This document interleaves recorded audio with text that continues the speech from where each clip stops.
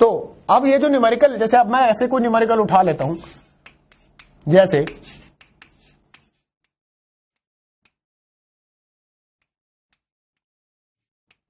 For an ideal gas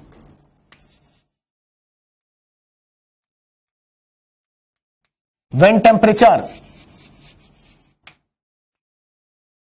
was raised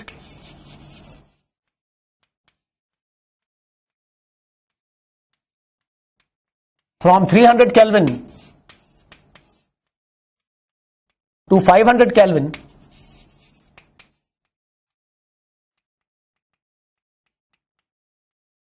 at constant pressure and volume,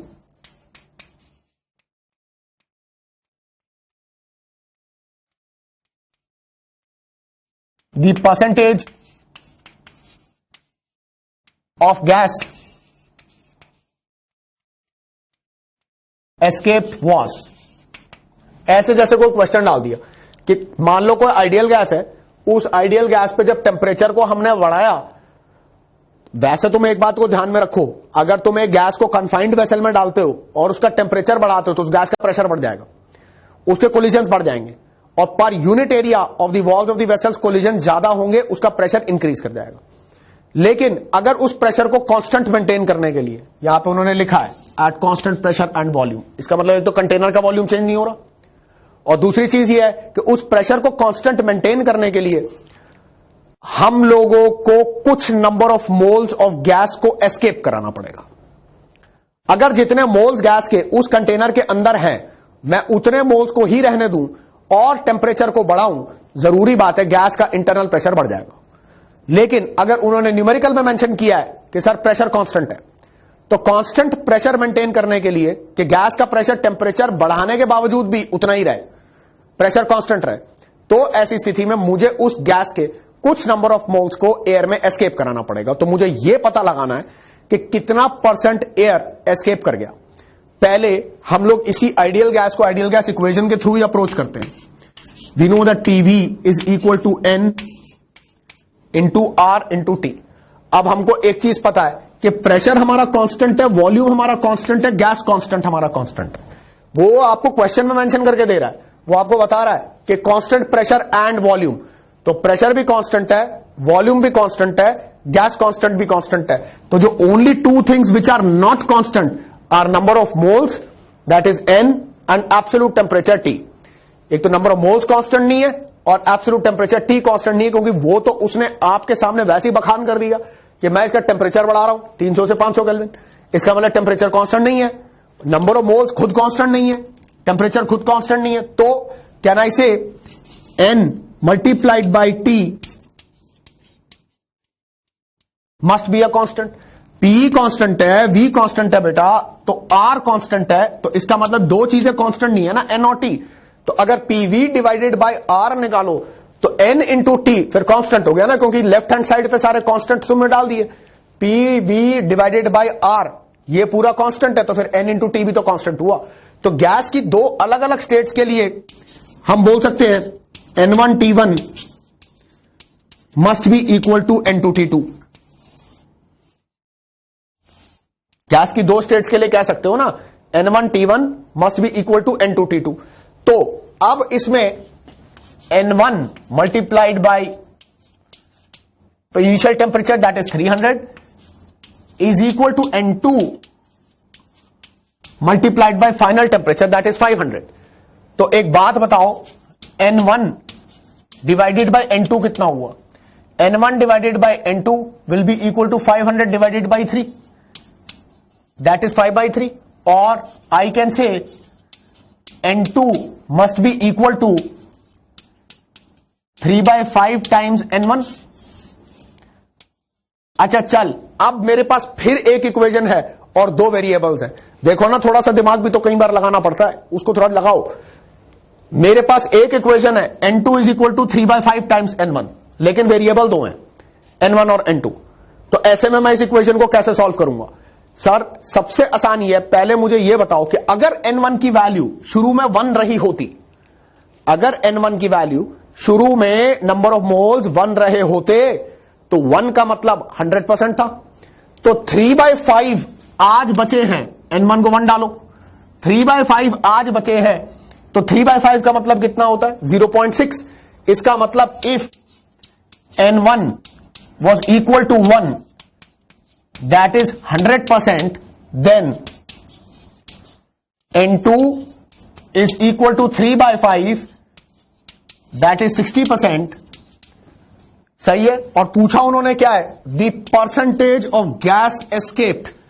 ये जो N2 है, this is the number of moles of gas remaining in the vessel eight 500 kelvin.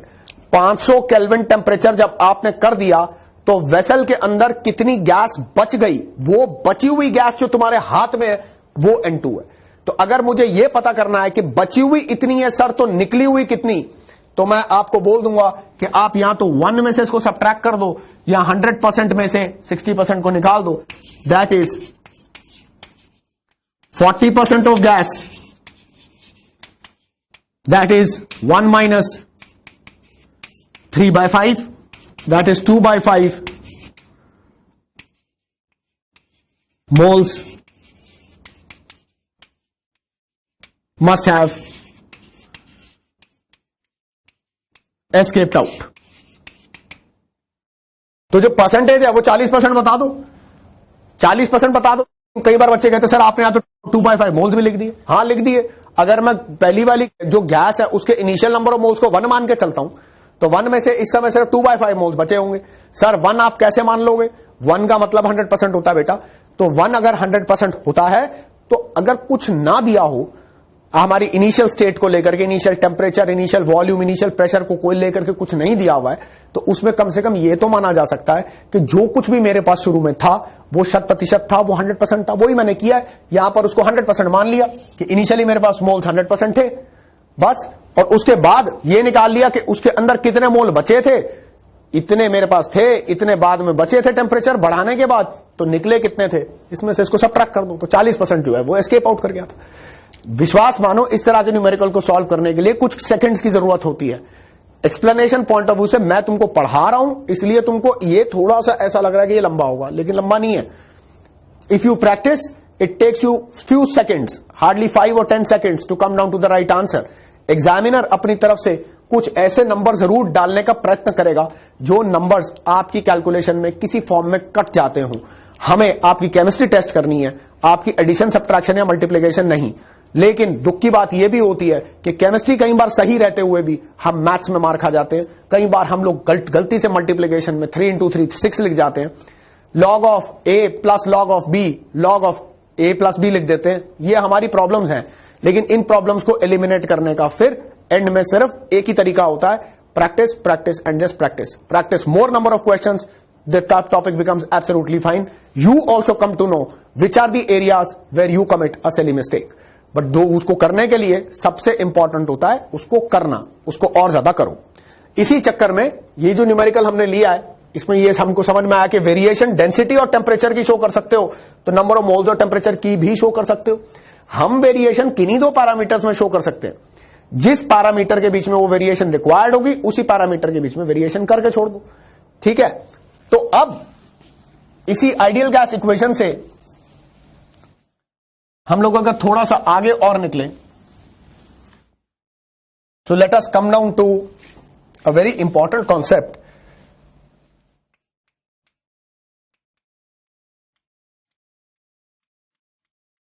The concept of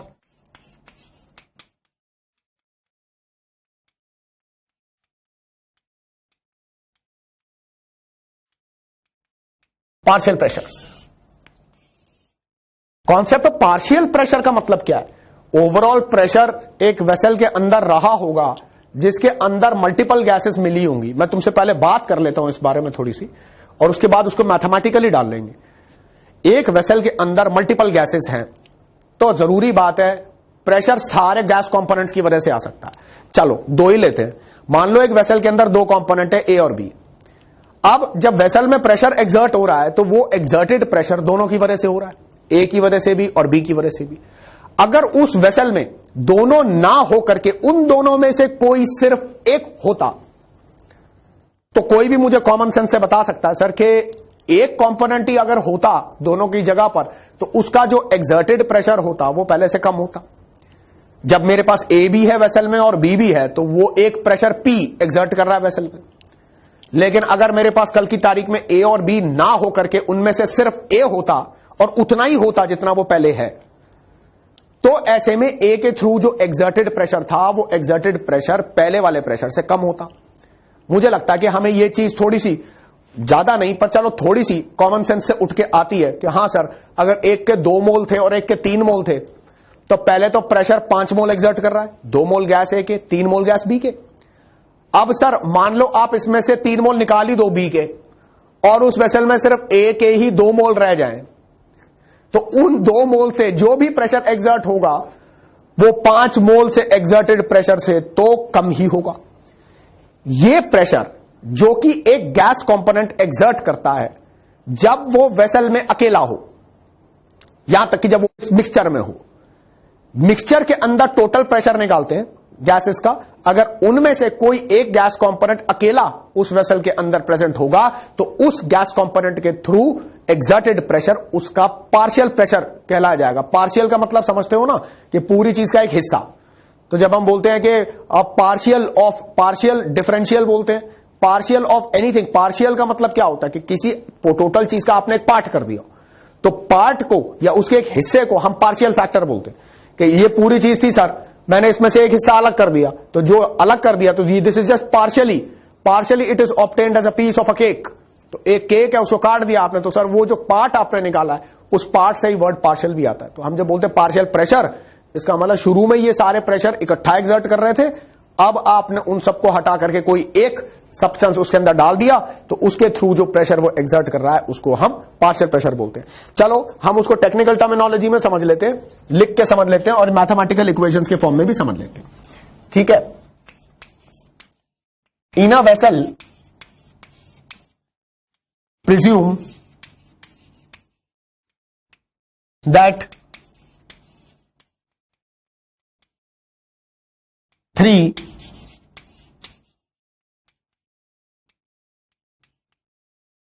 non-reacting gases are present as a mixture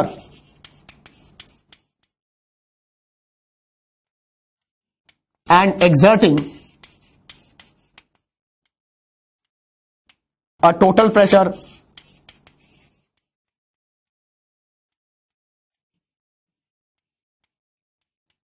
on the vessel walls.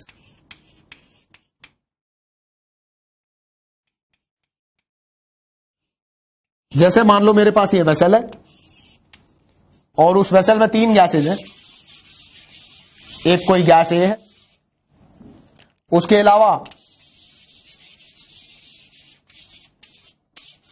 मेरे पास कोई gas B है और उसके अलावा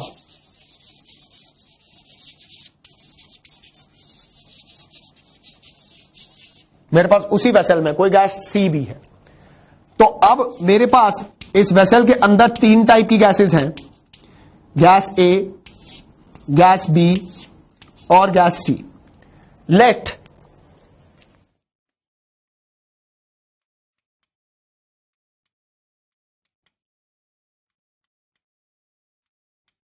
the total pressure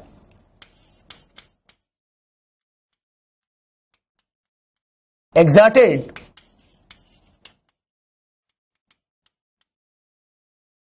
by this mixture of gases be equal to P total। अब मान लो 1 minute के लिए कि इन गैसेस मिक्सचर से, या ये जो गैसियस मिक्सचर है इसके थ्रू जो एक्सर्टेड टोटल प्रेशर है उसको हम P टोटल से रिप्रेजेंट कर दें। हां, एक बात का ध्यान इस डाल्टन्स लॉ के अंदर या इस पार्शियल प्रेशर के लॉ में जरूर रखना, जो भी गैसेस की बात आप करो जो वेसल में डली हुई है वो आपस में नॉन रिएक्टिंग होनी चाहिए। अमोनिया भी गैस है और HCl भी गैस है, वेसल के अंदर ऐसी 2 गैसेस डाल दोगे तो वो गैस रहेगी नहीं। अमोनिया HCl के साथ रिएक्ट करके अमोनियम क्लोराइड बन जाएगी। HCl एसिड गैस है और अमोनिया बेस है, तो इनका आपस में रिएक्शन हो जाएगा तो इनका तो सॉल्ट बन जाएगा, तो हमारे तो ऐसी सिचुएशन में तो गैस ही नहीं बचेगी। इसलिए इतना याद रखना कि जब हम लोग वेसल के अंदर गैस मिक्सचर बनाते हैं या गैसेस का मिक्सचर होता है तो वो गैसेस का मिक्सचर नॉन रिएक्टिंग टाइप का होता है। ठीक है, तो यहां पे वो पहले ही कहता है in a vessel presume that 3 non reacting gases are present, इनको गैसेस कर दो, gases are present as a mixture and exerting a total pressure on the vessel walls, let that total pressure exerted by the gas mixture be equal to P total. ये समझ में आ गया पक्का? तो अगर ये टोटल प्रेशर है, अब पार्शियल प्रेशर को कैसे डिफाइन करेंगे? If number of moles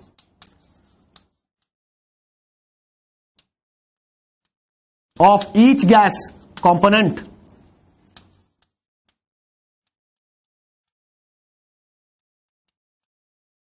remain same, then the pressure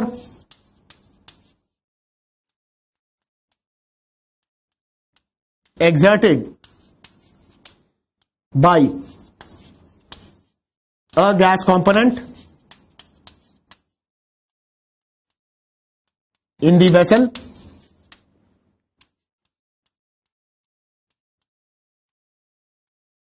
when present alone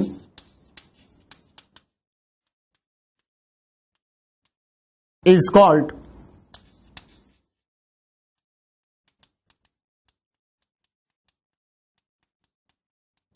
its partial pressure। अब पार्शियल प्रेशर को डिस्क्राइब करने के लिए वो कहता है if number of moles of each gas component remain same, अपनी तरफ से नंबर ऑफ मोल्स चेंज मत करना, मतलब कि ये जो ए बी सी का गैस मिक्सचर है, इसमें ए के 2 मोल है, बी के 3 मोल है, सी का 1 मोल है। तो अब मेरे को जब इनका पार्शियल प्रेशर निकालना है तो उसी वेसल के अंदर मुझे गैस कंपोनेंट को डालना है और उसके उतने ही मोल्स डालने हैं जितने मोल्स उस मिक्सचर में थे।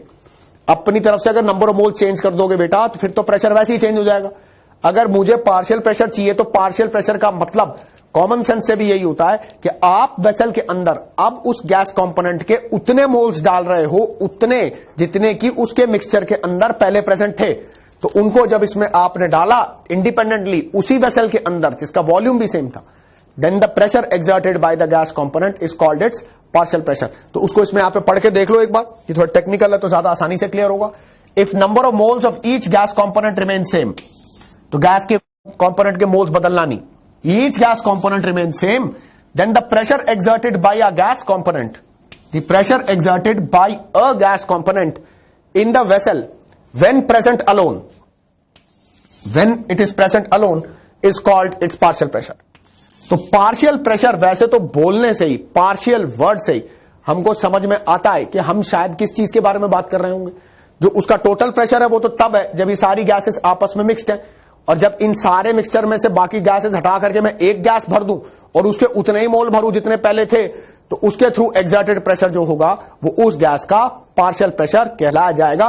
उम्मीद करता हूं कि ये जो मैंने कहा है ये चीज तुमको क्लियर हो रही हो।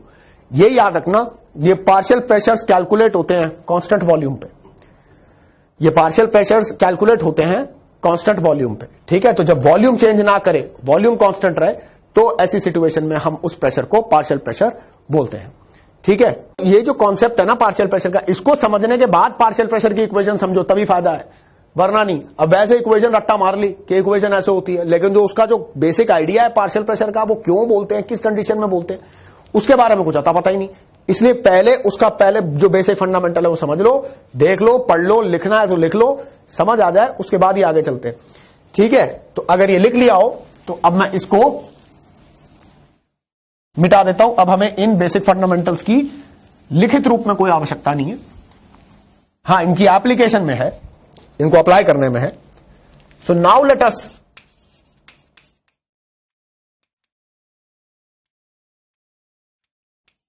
talk about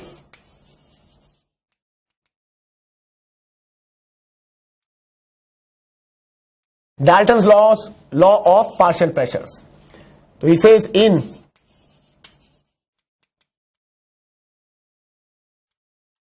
a mixture of non-reacting gases, the total pressure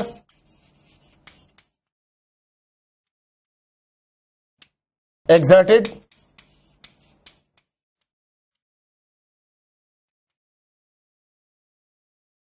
by the gas mixture is given as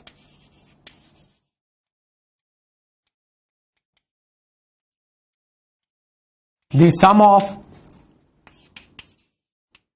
the partial pressures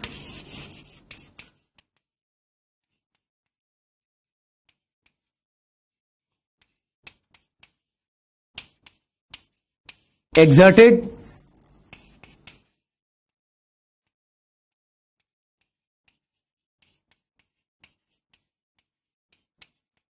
by the gas components। ये Dalton's law of partial pressure है। अब देखो थोड़ा सा आसान लगेगा इसको सुनने में। वो कहता है in a mixture of non reacting gases, सबसे पहले तुम्हें पहले से ही पता है कि गैसेस ऐसी होनी चाहिए जो आपस में केमिकली इंटरैक्ट ना कर दें। The total pressure exerted by the gas mixture, total pressure exerted मतलब गैसेस इकट्ठे कितना प्रेशर एक्सर्ट करते, is given as the sum of the partial pressures. हर गैस कंपोनेंट का पार्शियल प्रेशर निकालो और फिर क्या पार्शियल प्रेशर्स का सम निकालो। Is given as the sum of the partial pressures exerted by the gas components. तो जैसे मेरे पास वेसल था उसमें gas A, gas B, gas C थी, तो I can say P total, जो हमने टोटल प्रेशर ऑफ गैसेस था, that can be written as partial pressure of gas A plus partial pressure of gas B plus partial pressure of gas C. This is Dalton's law of partial pressure. और इसको किसी form में prove भी किया जा सकता है। ये मुझे लगता है काफी कॉमन सेंस है कि प्रेशर ऐसी सिचुएशन में अगर गैसेस नॉन रिएक्टिंग हो तो एडिटिव होता है। तो वो एडिशन कैसे कर रहे हैं, वो एडिशन कैसे होती है, तो वो कहता है for the gas mixture we can say T total, total pressure multiplied by volume V of the vessel. अब ये तो चेंज नहीं कर रहा था, मैंने पहले भी इस बारे में बात की कि Dalton's law of partial pressure constant volume के लिए, वेसल के वॉल्यूम को तो चेंज नहीं कर रहा हूं। तो P total multiplied by V will be equal to total number of moles into R into T। Temperature T भी कांस्टेंट है, V भी कांस्टेंट है। Total number of moles N total करके लिखोगे, नंबर ऑफ मोल्स एडिटिव है कि भाई 2 मोल इसके हैं सर, 3 मोल इसके हैं और 1 मोल इसका है, तो कुल मिला के 6 मोल बन गए। तो ये जो 6 मोल बन गए ये सारे मोल्स तो आपस में एडिटिव ही है ना, मोल तो मास है। तो P total multiplied by V is N total into R into T। तो now for gas A I can से partial pressure of gas A multiplied by the same volume. अब वो ए को उसी वेसल में डालना है ना जिस वेसल के अंदर वो मिक्सचर था, और ए के उतने मोल डालने जितने थे, will be equal to number of moles of gas A into R into T. This is equation 1, इसको मान लो इक्वेशन 2, या चलो इसी को मान लो 1, इसको मान लो 2। Now divide equation 2 by equation 1। तो this equation divided by this equation, ये जो लिखा हुआ है इसके नीचे ये इक्वेशन करके डिवाइड करो। तो डिवाइड करोगे तो वॉल्यूम वॉल्यूम कट जाएगा, गैस कांस्टेंट कट जाएगा, टेम्परेचर टी टी कट जाएगा। तो हमारे पास क्या आएगा, partial pressure A upon P total will be equal to number of moles of A upon N total. तो अब बेटा खुद बताओ, ए के number of moles divided by total number of moles, एक कंपोनेंट के number of moles divided by total number of moles, इसको कैसे लिख देंगे, mole fraction of A. Component के mole upon total number of moles तो fraction हो गया ना, तो फ्रैक्शन किस चीज का है, मोल्स का। तो इसको लिख देंगे Na upon N total which is given as chi A, that is mole fraction of A. और partial pressure of component A will be equal to total pressure of gases multiplied by chi A। Partial pressure of component A will be given as total pressure of gases multiplied by mole fraction of component A। तो अगर ये A के लिए लिखा जा सकता है तो जरूरी बात है ये B और C के लिए भी लिखा जा सकता है। तो जिस तरीके से मैंने A के लिए लिखा उसी को देख के लिखो। तो क्या बोलोगे, partial pressure of component B will be equal to P total multiplied by mole fraction of B, and partial pressure of component C equal to P total into mole fraction of C। अब निकाला अगर PA plus PB plus PC, so this will give me P total into chi A plus chi B plus chi C. और बेटा सारे fractions का सम क्या होता है? सारे फ्रैक्शंस का सम हमेशा 1। तो mole fraction of A plus mole fraction of B plus mole fraction of C, इसकी वैल्यू 1। तो अगर ये पूरी चीज मिला के हो गई 1, इसका मतलब पी टोटल क्या हुआ? पार्शियल प्रेशर्स का सम। यही चीज हमने यहां पे लिखी थी। तो उस चीज को प्रूव करने के लिए जो डाल्टन ने अपने लॉ के अंदर एज अ स्टेटमेंट मेंशन की, उस चीज को प्रूव करने के लिए और या प्रूव करते हुए हम लोग को इस चीज के बारे में भी बड़ी अच्छी नॉलेज मिल जाती है कि पार्शियल प्रेशर को इस तरीके से लिखा जा सकता है। किसी गैस का partial pressure can be written as total pressure of gases multiplied by its corresponding mole fraction in that particular mixture. तो मिक्सचर के अंदर गैस का मोल फ्रैक्शन निकालो, मोल फ्रैक्शन निकाल के उसको टोटल प्रेशर से मल्टीप्लाई करो, तो उस गैस का पार्शियल प्रेशर आपको ऑब्टेन हो जाएगा। समझ में आ गया? तो जब हम लोग इस तरीके से कोई पर्टिकुलर न्यूमेरिकल ले ले, तो जैसे एक क्वेश्चन देख लो, if 0.3 mole of nitrogen and some helium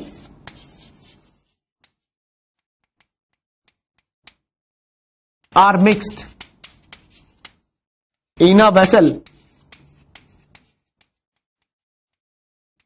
in a 1:4 ratio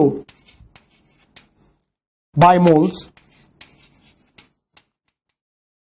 then total pressure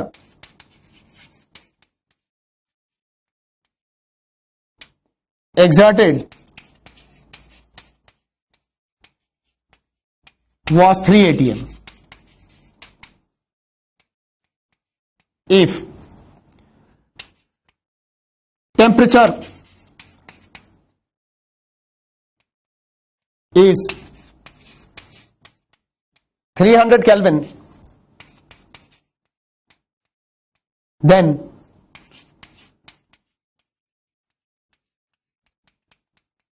volume of nitrogen